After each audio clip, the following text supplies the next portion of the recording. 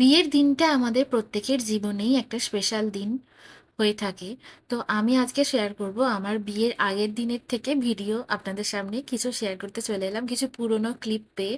কারণ বিয়ের দিন আমরা প্রত্যেকেই ব্যস্ত থাকি, তো সম্ভব না যে প্রত্যেকটা ভিডিও ক্লিপ নিয়ে ব্লগিং করা।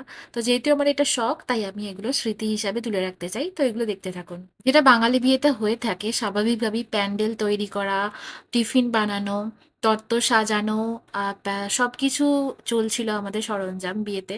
তারপরে বিয়ের আগের আগের দিন থেকে আমাদের বাড়িতে সবাই লোকজন কুটুম আত্মীয়রা আসতে শুরু করে দিয়েছে। সবাই এখানে আমার দিদি আমাকে নূপুর পরিয়ে দিচ্ছে পায়ে।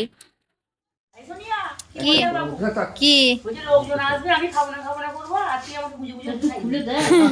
এটা ব্লগে নিচ্ছি।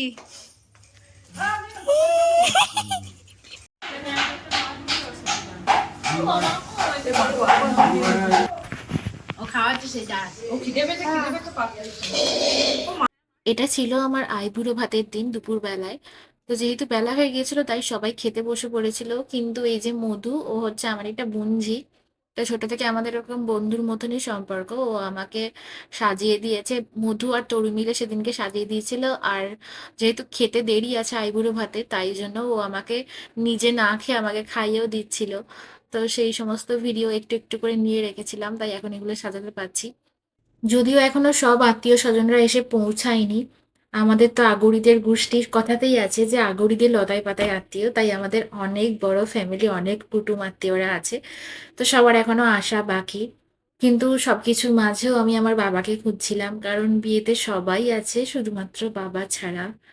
তো ভিডিওটা এডিটিং করতে গিয়েও আমার এখন চোখে জল চলে আসছে এগুলো মনে পড়লে। আমার বিয়েটা জেঠু, মেজমা, দিদি, জামাইবাবু, মা, বোনপো এরা সবাই মিলে আয়োজন করে উম, দিয়েছে বিয়েটাকে।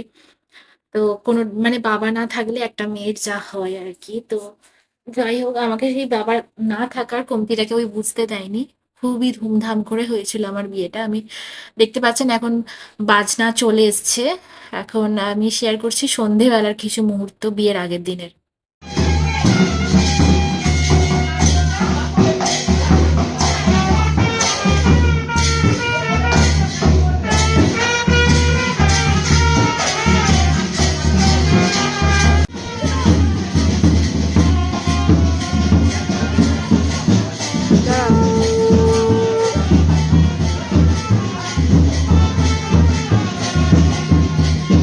এরপর বিয়ের মেহেন্দি অনুষ্ঠান শুরু হয়ে গেছিল।